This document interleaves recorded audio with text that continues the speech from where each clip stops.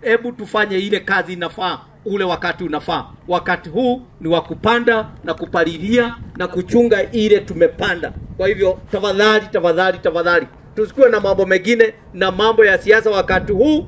Hebu ikuwe ni wakati wa kufanya kazi. Wakati wa siasa ikifika, tutakutana naye wakati wa 2027. Lakini wakati huu mtupatie nafasi tufanye kazi. Kila mtu tunamjali na tukae na amani katika hii county. Sisi tusijifanye kama tuko Nairobi. Hebu kwa sababu sisi tunajua shida zetu, tukae na ile amani na ule umoja katika hii county yetu. Ya mwisho ni kushukuru kwa sababu ya ile fence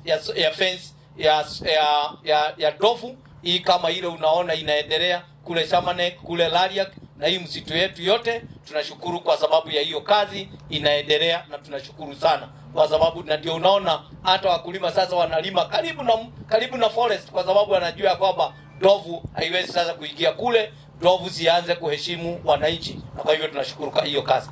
Asante sana, na nasema asante. Mwenyezi Mungu ambariki, amtende mema.